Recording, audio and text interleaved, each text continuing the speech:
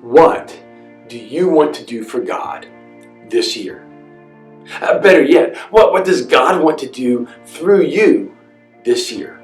What does He want to do in your life? What does He want to do through your life to bring glory to Him? And sometimes when we think of it that way, we begin to look at ourselves and go, what do I have to offer? Why would God use someone like me? Because we see all of our faults, we see all of our failures, we see all the reasons why God would never use someone like us. And I think we begin to view ourselves much like Moses does, right? God comes to Moses. He presents Himself in this burning bush. And He looks at Moses and says, Moses, I have heard the cries of my people, and I am choosing you to lead them out of Egypt and lead them to the land that I have promised them.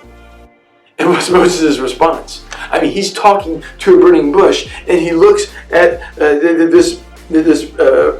presence of God, and he says, who am I? Who am I that I should go to Pharaoh and bring the Israelites out of Egypt? Why would you choose someone like me? I mean, he looks at himself and he knows his history. He knows that he's going to go back and they're going to see him as a murderer. They're going to see all of his past and they're going to see all of his failures. God, why would you choose someone like me? And we sit here at the beginning of this year and we go, well, I've been this kind of person and I've done this kind of stuff and I've done all these things and there's no way that God can use someone like me. And we begin to have this negative view of who we are. And then we take that and we begin to then have this wrong thought about who God is. We begin to look at ourselves. We begin to picture God seeing ourselves through our own eyes. And all we see is our faults and our limitations. And God goes, those may or may not matter to Him. He may see those as those weaknesses. The weakness is the very things that we see that God couldn't use. Why God wouldn't use someone like us. Those become the reasons why God will choose someone like us. Because it's not about us. It's not about our strengths. It's not about our abilities. It's about God receiving the glory. And so all of a sudden Moses comes to goes, well, what if they go there and they say, who sent me? And God says, tell them I am sent you. Tell them that the God of their forefathers, the God of Abraham, the God of Isaac, the God of Jacob, I am the one who has sent you. God is eternally present with His people. And He'll be present with us.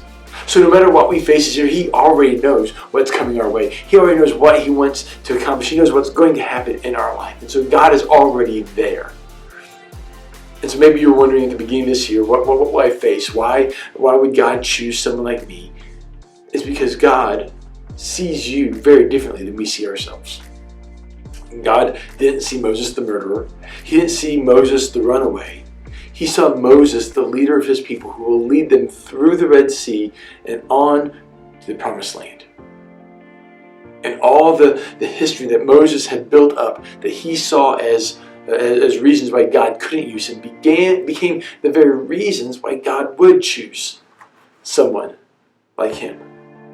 So we begin to have this wrong perception of who God is and why He would use someone like us. But then sometimes we begin to listen to the crowd around us, right? We hear our friends. We hear the cultural narrative around us, and we begin to think, why would maybe the church, maybe the gospel, maybe Christians have lost footing today. And maybe it's that very reason, maybe it's that very setting, that very setup that gives us the power to come to reinsert ourselves back into culture, to back into the needs of our community, that we can, what our world needs now most is the love of God.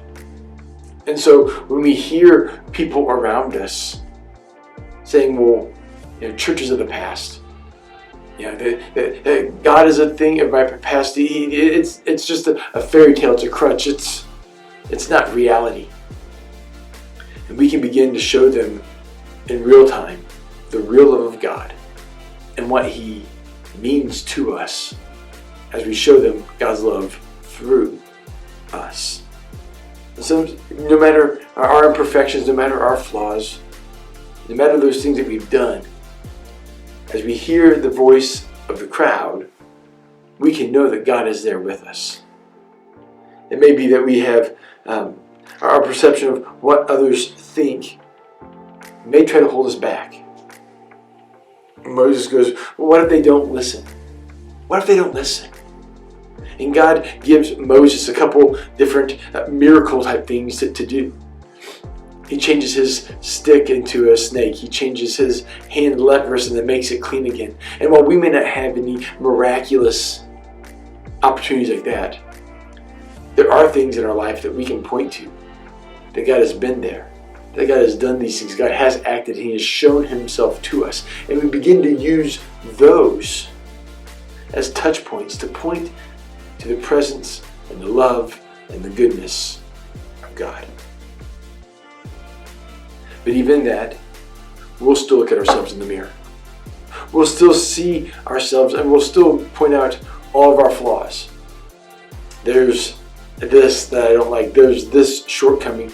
I've never been good at this. I'm going to get put in this situation. I'm not going to know what to say. I'm not going to know what to do. What if I say or do the wrong thing? Is that going to... And we just need to remember that it's God who made us. God looks at Moses. Moses says, you know your servant has never been a good speaker.